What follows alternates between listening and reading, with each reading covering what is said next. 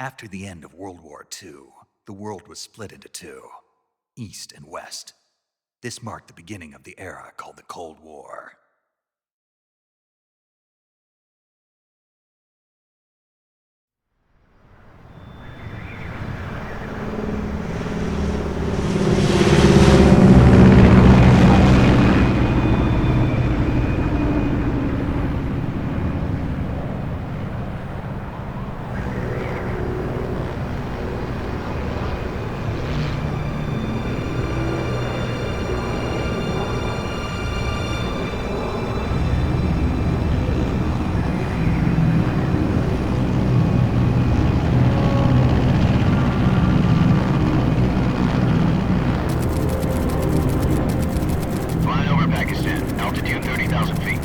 Approaching Soviet airspace.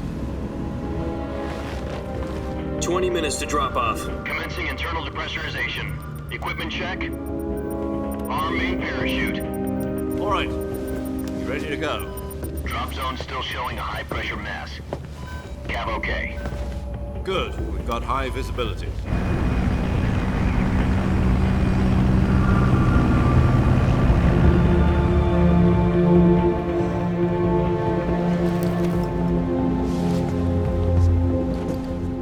Cigar. Connecting oxygen hose to interior connector. Put on your mask.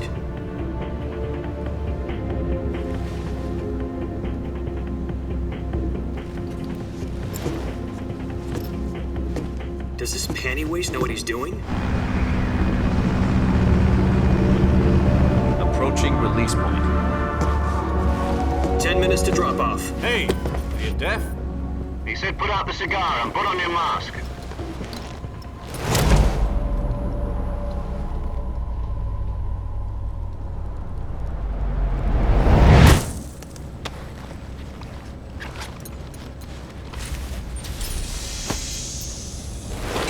Depressurization complete. Checking oxygen supply. 6 minutes to drop off. Opening rear hatch.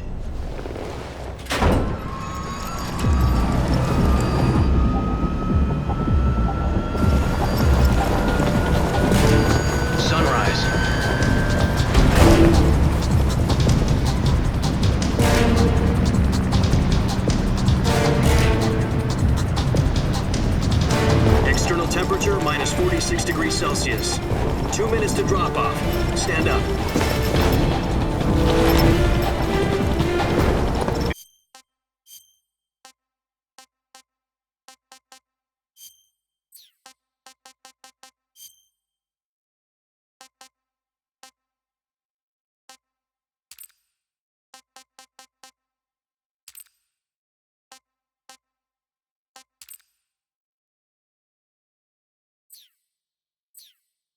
You'll be falling at 130 miles per hour.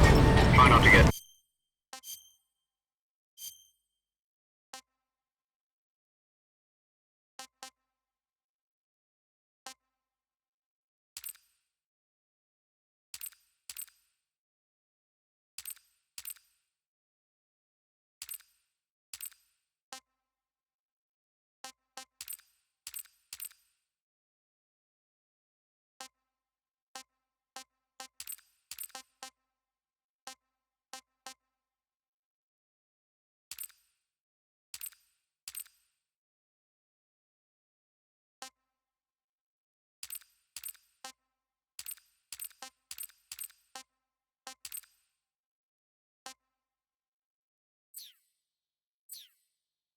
Frostbite from the wind chill. 1 minute to drop off. Move to the rear.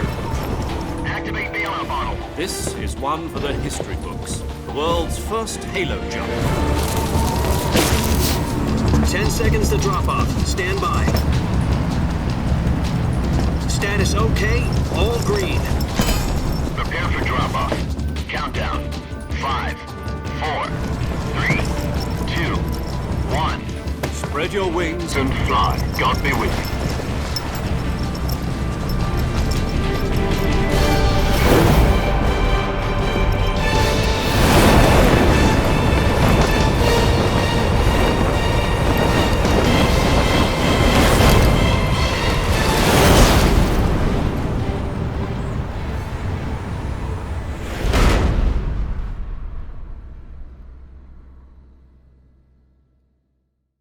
Jack, I've got some important news.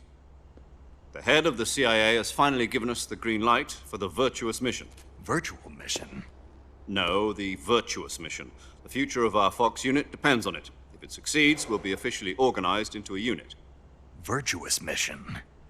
Sounds like some kind of initiation ritual. You know, don't get cocky. This isn't a training op. Right. So what exactly is this wonderful mission? Well, about 2 years ago, a certain Soviet scientist requested asylum in the West through one of our moles. His name is Nikolai Stepanovich Sokolov. He's head of the OKB-754 Design Bureau, one of the Soviets' top-secret weapon research facilities, and the East's foremost expert on weapons development. Sokolov? Isn't he that famous rocket scientist? The very same. On April the 12th, 1961, the Soviets achieved the first manned spaceflight in history. The Earth was blue, but there was no God. Well spoken. The rocket that carried Yuri Gagarin to orbit was the A-1, known as the Vostok rocket. Sokolov is said to be the man most responsible for the multi-engine cluster used in that rocket. After Gagarin's flight, Sokolov left rocket development to become the head of the newly established Design Bureau. From a lowly technician to head of a design bureau, that's quite a success story, so why do you want to defect? It seems he'd become afraid of his own creations. Afraid? Call it a crisis of conscience. And for that, he left his country and his family behind and went over the fence? Not exactly. One of his conditions was that his family was also to be taken safely to the West. We used a mole to get the family out first and succeeded in sneaking Sokolov over the Berlin Wall shortly afterwards. I was the one who conducted the operation. The security on the eastern side was still full of holes back then. Then what? We got Sokolov over in one piece, but the whole ordeal had left him exhausted, and we checked him into a hospital in West Berlin. It took him 2 weeks and more than 600 miles to get from the research facility in the Soviet Union to Berlin. He was in no condition to say anything coherent. And it was only a week later that we had something much bigger on our hands. The Cuban Missile Crisis. October the 16th, 1962, President Kennedy received word that the Soviets were in the process of deploying intermediate-range ballistic missiles in Cuba. The President demanded that the Soviets dismantle and remove the missiles. At the same time, he announced a naval blockade to prevent further missile shipments from reaching Cuba. But the Soviets didn't back down, instead placing their armed forces on secondary alert. Soviet transport ships carrying missiles continued on course towards Cuba. US and Soviet forces went on alert for an all-out nuclear war. Frantic negotiations were conducted through the UN's Emergency Security Council and unofficial channels to end the hair-trigger standoff. Finally, on October the 28th, the Soviet Union agreed to remove its missiles from Cuba, and so the world avoided a nuclear holocaust. But in order to get the Soviets to pull their missiles out, we had to make a deal. You mean the one where the US agreed to remove its IRBMs from Turkey? No. The Jupiter IRBMs deployed in Turkey were obsolete, and we were going to get rid of them anyway. They had no strategic value whatsoever to either the US or the Russians. The Turkey deal was a ruse, a cover story that was fed to the other intelligence agencies around the world. So what did the Russians really want? Sokolov. They wanted us to return Sokolov. You mean the Soviets pulled out of Cuba just to get their hands on Sokolov? That's right. What the hell was he working on? At the time, we had no idea. We were running out of time. It was either give up Sokolov or risk full-scale nuclear war. In the end, we had no choice. President Kennedy gave in to Khrushchev's demand. The next day, I got Sokolov out of the hospital, handing him over to agents on the eastern side. Sokolov kept on screaming, "Save me," until he disappeared from my sight. Then a month ago, we received some new information from one of our moles. About Sokolov? Yes. He was taken back to the research facility and forced to continue working on the weapon in question under KGB supervision. What's more, it's on the verge of completion. So what kind of weapon is it? Something to do with space rockets? No, missiles. Same technology. I guess you're right. We don't know the details, but it appears to be a new kind of nuclear device. For half a year now, the Soviets have been conducting frequent nuclear tests at Semipalatinsk. Something to do with the weapon, I assume. We're talking about a secret weapon so big that Khrushchev was ready to pull out of Cuba to get it back. Is Sokolov still in the facility? No, according to our intelligence, he's in Selinoyarsk, a place in the mountains about 3 miles to the west that's known as the Virgin Cliffs. The Virgin Cliffs.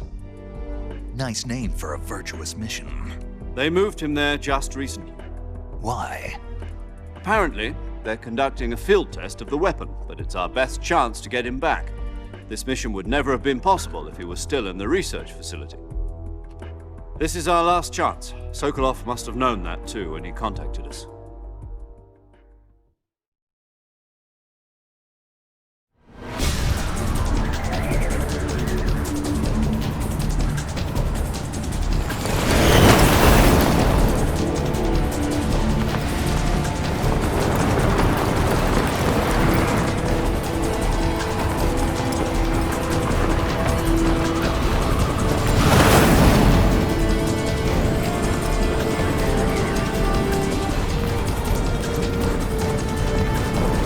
Listen up, Jack.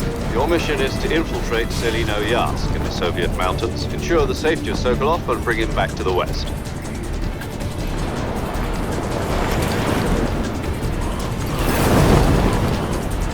If we don't get Sokolov back before that weapon is complete, we'll be facing a major crisis. The clock is ticking.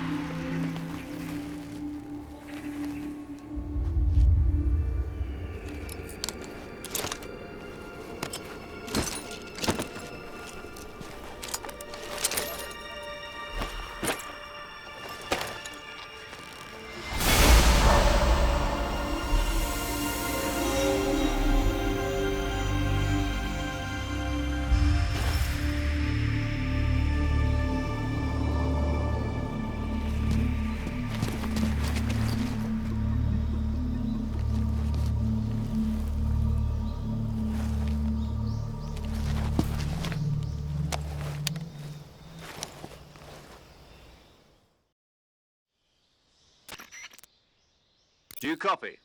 You're already in enemy territory, and somebody might be listening in. From here on out, we'll be using code names to refer to each other. Your code name for this mission will be Naked Snake. I'll be referring to you as Snake from now on. You're not to mention your real name. Snake? What, you don't like snakes? What do you mean? Well, you've eaten one before, haven't you? In survival training. I'm glad to hear that. I don't know if I'd ever order one in a restaurant, but... Be careful, you might not have a choice. What about you, Major? What should I call you? Let's see. I'll be Tom. Call me Major Tom. This will be a sneaking mission. You must not be seen by the enemy. You must leave no trace of your presence. Is that clear? This kind of infiltration is the Fox unit's speciality. In other words, weapons and equipment are procured on site. That goes for food as well. You're completely naked, just as your name implies. Great. Now I see why you asked me if I like snakes. I suppose calling me Snake was your idea of a joke, too. No. There's a good reason for that. I'll tell you later when the time is right. Gotcha. Getting back to the subject, how exactly am I supposed to feed myself? You've been issued a knife and a tranquilizer gun. Use them to hunt for food. You'll also find some medical supplies in your backpack. Yeah, about the backpack.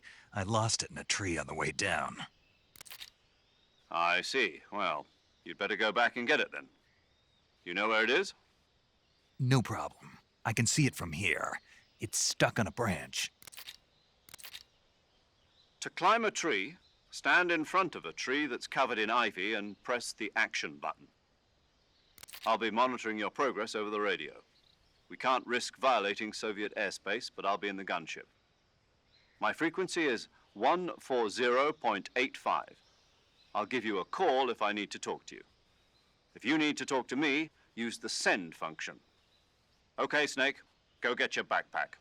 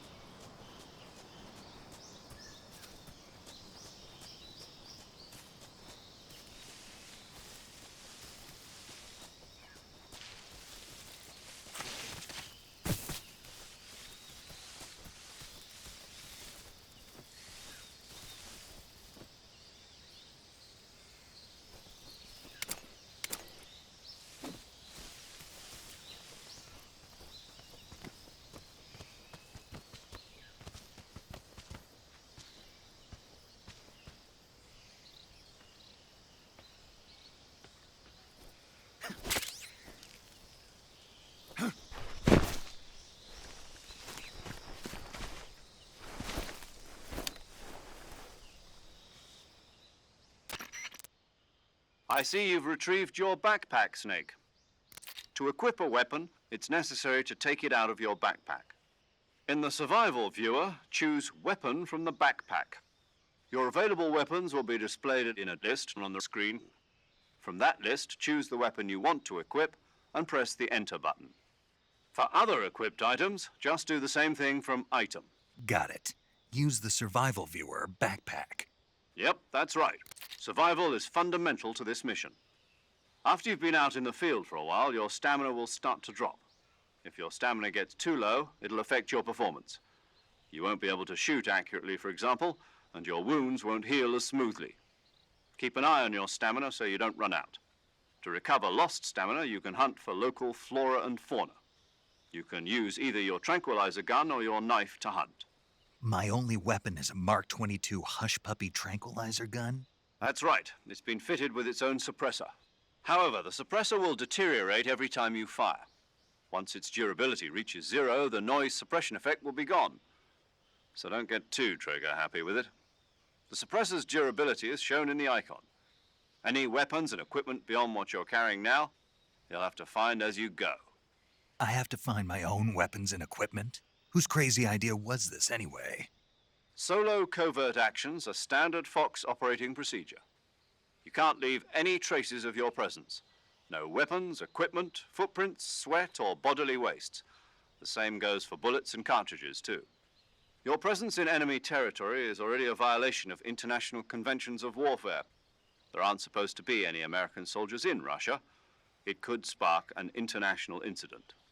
You can't let anyone see you. You can't let the enemy know you're there. This is a stealth mission. You're a ghost, Snake, in every sense of the word.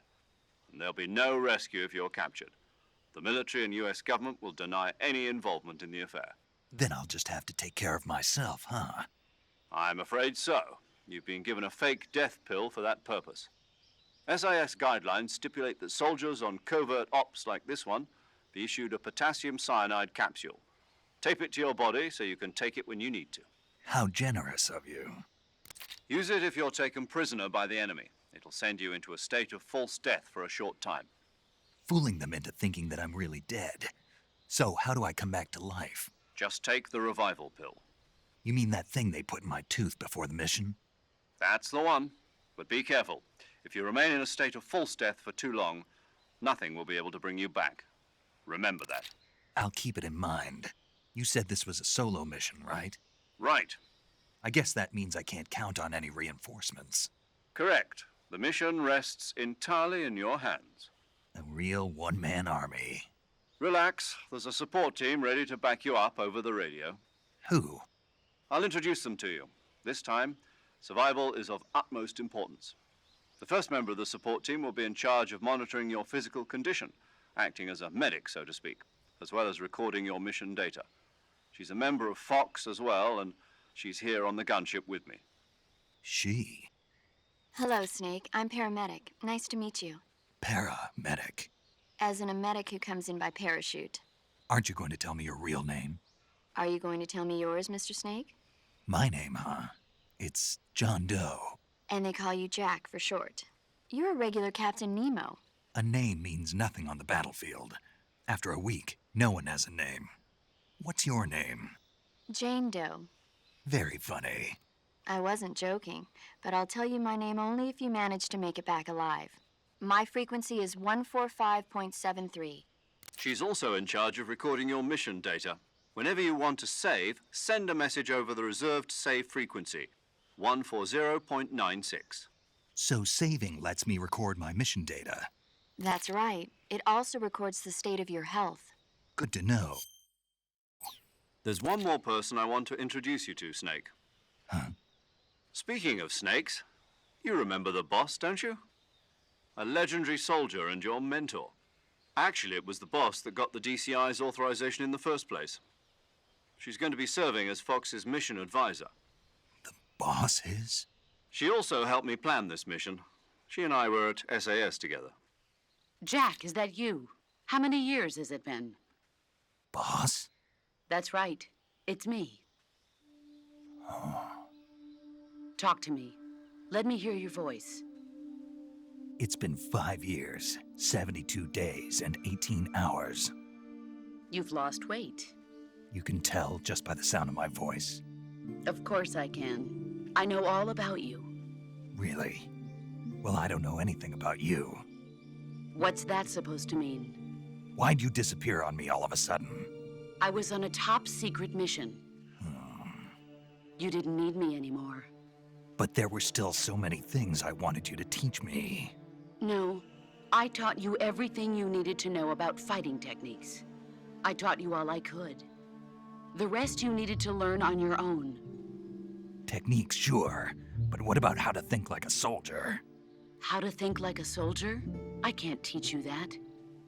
A soldier needs to be strong in spirit, body, and technique. And the only thing you can learn from someone else is technique. In fact, technique doesn't even matter. What's most important is spirit. Spirit and body are like two sides of a single coin. They're the same thing. I can't teach you how to think. You'll just have to figure it out for yourself. Listen to me, Jack. Just because soldiers are on the same side right now doesn't mean they always will be. Having personal feelings about your comrades is one of the worst sins you can commit. Politics determine who you face on the battlefield. And politics are a living thing.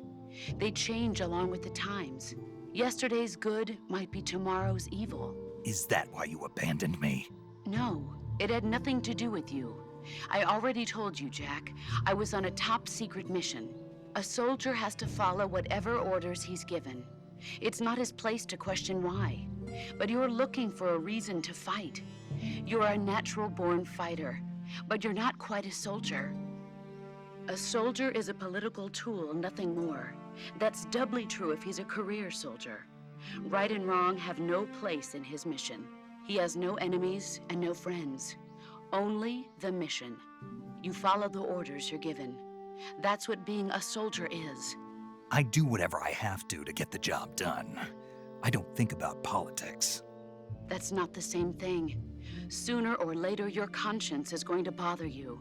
In the end, you have to choose whether you're going to live as a soldier or just another man with a gun.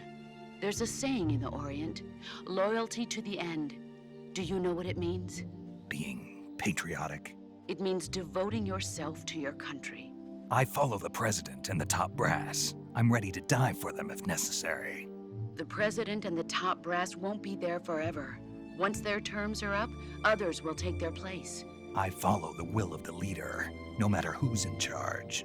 People aren't the ones who dictate the missions. Then who does? The times. People's values change over time, and so do the leaders of a country.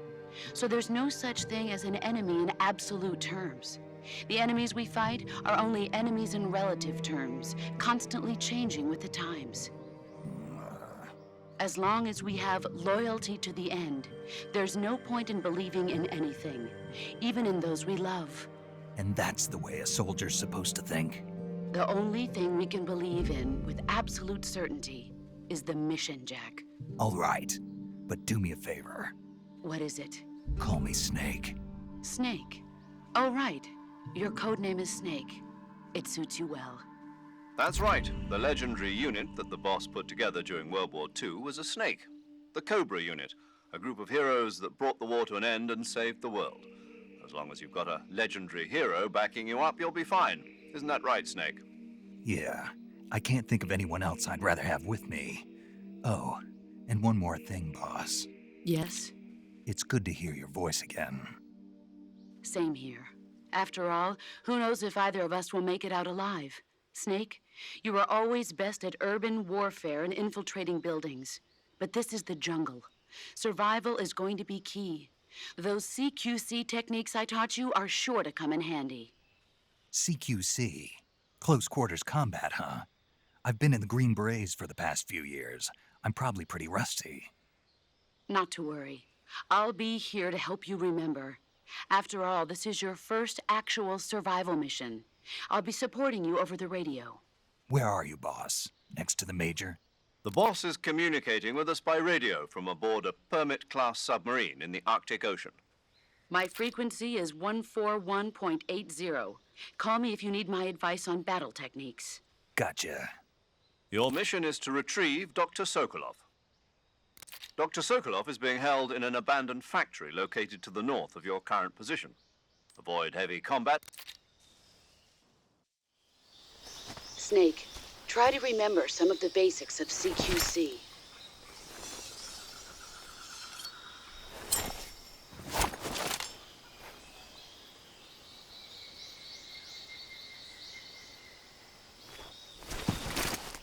Commencing virtuous mission now.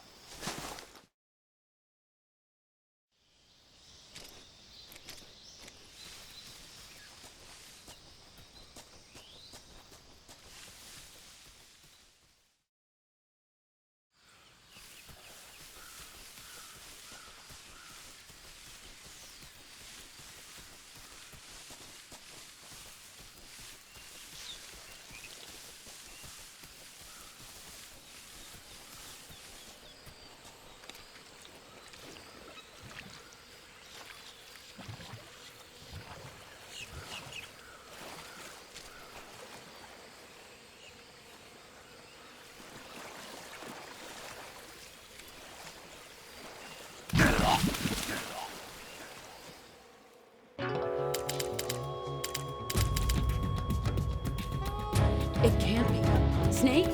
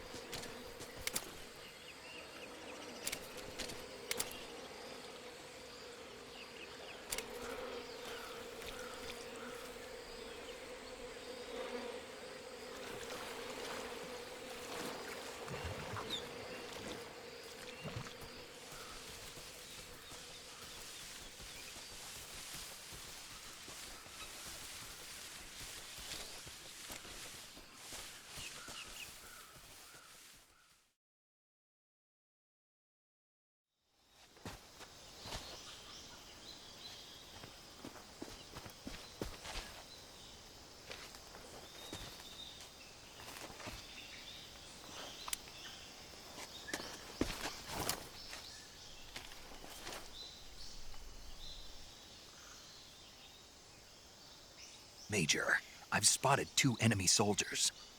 They're probably KGB troops sent to guard Sokolov. AK-47s and grenades.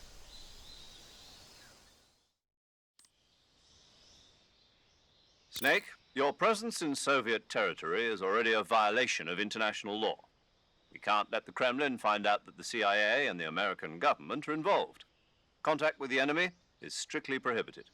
Don't engage them in battle either. This is a stealth mission. Got that? The Major is right. The point of this mission is to sneak through the jungle without being seen. The success of the mission depends on how well you use your camouflage. Change your camouflage by selecting Camouflage from the Survival Viewer. The Uniform option lets you pick your uniform, while the Face option lets you change your face paint. Choosing camouflage that blends in with your surroundings will help you conceal yourself more effectively. Also, don't forget that anything that moves will stand out in the jungle. If you just stand up and run around like an idiot, you're bound to be spotted. But if you crawl instead, you should be able to sneak by without being noticed. You can see how effective your camouflage is by looking at the Camo Index. The Camo Index shows how well your current camouflage blends in with the surrounding area. The higher the value, the harder you are to spot, and vice versa. The key is to make yourself one with nature. Keep that in mind as you go along, okay?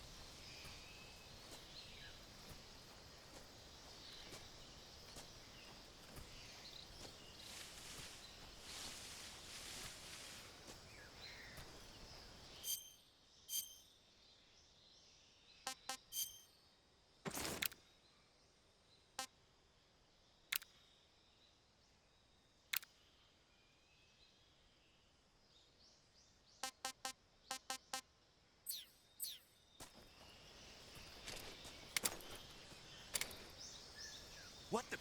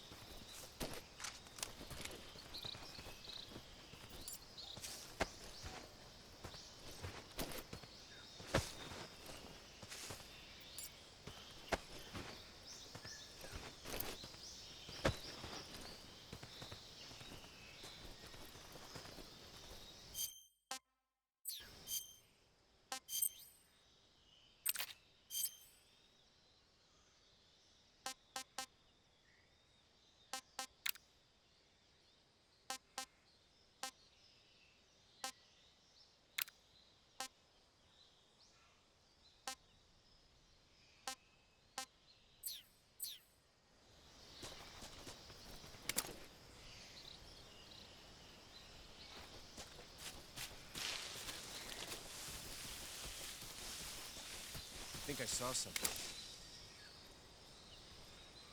Huh? Who was that?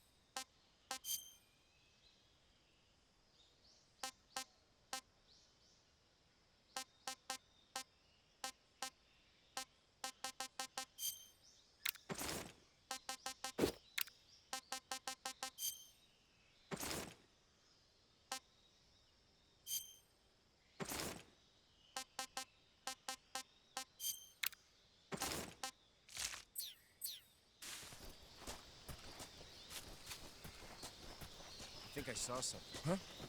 Who was that?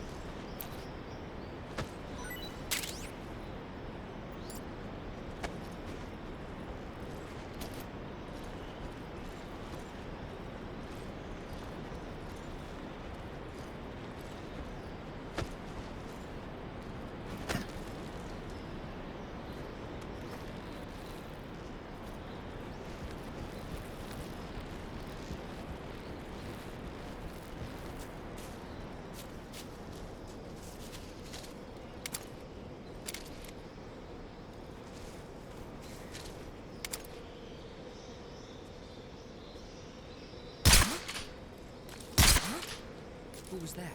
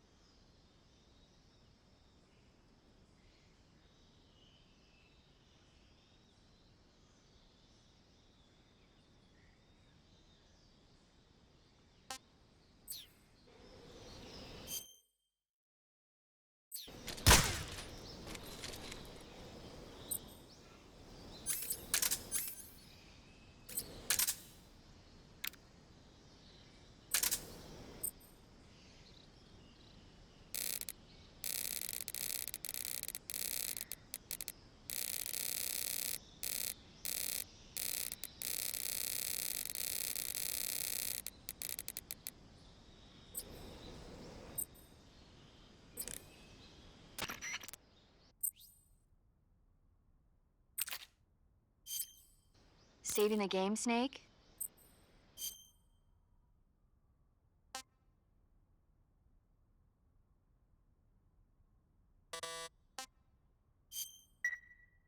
Hey, Snake, you ever heard of Godzilla, King of Monsters? No, what is it? It's a movie. You haven't seen it? Nope. It's about this monster called Godzilla, who grows to an enormous size in a nuclear test and goes on a rampage in Tokyo. Nuclear test, huh? Then the Marshall Islands must be crawling with giant monsters right about now. It's just make-believe. Maybe that's why my pants have been so tight lately. Snake, it's a movie, not a report out of Los Alamos. I know. So then what happened? Godzilla is immune to all weapons, and humanity has no way to stop the monster. Dr. Shirazawa develops a new type of weapon, but meanwhile, Godzilla is getting closer and closer to Tokyo, obliterating everything in its path. It was originally a Japanese movie, but they made an American version, too. I recommend seeing the original Japanese one if you ever get the chance. It's mostly mindless fun, but it's also got a serious anti-nuke message as well. Where can I see the original? You'll just have to go to Japan. Really? That's too bad. Well, if you wait 40 years, you might be able to see it in America, too. Why's that? 2004 will be Godzilla's 50th birthday. You think they're still going to be making Godzilla movies then? Of course! Everybody loves Godzilla. You sure know a lot about movies. I don't suppose you're the movie-watching type, are you? Not really. Okay, then I'll tell you everything I know. When the going gets tough, movies can save your life. It's always good to be able to look at things from a different perspective when you get in a jam. That's the magic of movies. No kidding. Well, I guess it might at least make a nice distraction. That's the spirit, Snake. Have a little fun.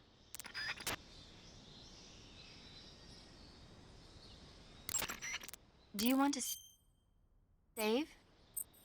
Okay, good luck, Snake. Thanks.